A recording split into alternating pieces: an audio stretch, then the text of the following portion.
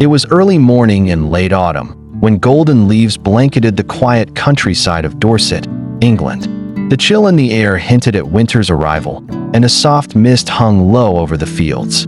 As Mr. Thomas walked his usual path near the old oak tree that had stood for generations behind his cottage, a faint movement near the roots caught his attention. Stooping down, he saw a heartbreaking sight: a newborn squirrel, barely the size of his palm, trembling and helpless on the cold, damp earth. Its eyes were still sealed shut, its fur only beginning to grow, and there was no sign of its mother nearby. Mr. Thomas, a retired postman known in the village for his quiet kindness, hesitated for only a moment. Carefully, he cupped the fragile creature in his hands, wrapping it in his wool scarf. The little squirrel barely moved, exhausted and cold. Back in his warm kitchen, Mr. Thomas prepared a box with soft towels and placed it near the fireplace. He then retrieved a small medicine dropper, filled it with goat's milk, and began the slow, patient task of feeding the tiny guest. The first night was long. Mr. Thomas checked on the squirrel every hour, ensuring it stayed warm and fed. He named it Pip, after the sound its tiny squeaks made. Slowly, over the next few days, Pip began to grow stronger.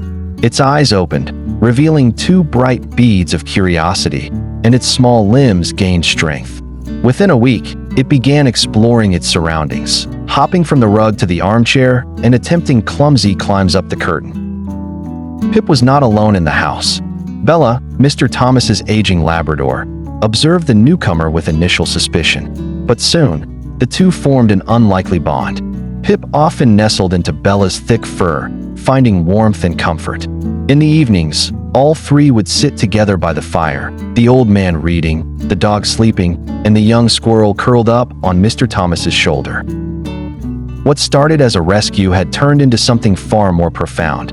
Mr. Thomas, who had lived alone since his wife passed years ago, found his days brighter, filled with the joyful energy of his tiny companion. Pip, in turn, had found not just safety, but love. Neighbors who visited the cottage were often greeted by the sight of Pip darting around the living room or peeking from Mr. Thomas's pocket. Many were moved by the connection between man and squirrel, a bond born of compassion, nurtured with patience, and strengthened by trust.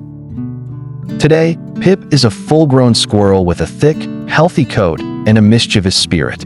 Though Mr. Thomas occasionally opens the window, giving Pip the chance to return to the wild, the squirrel always comes back, choosing warmth, familiarity, and the gentle hands that once saved its life. In a world that often feels rushed and detached, the quiet love between a lonely man and a forsaken creature reminds us that kindness, however small, can change lives, sometimes even save them.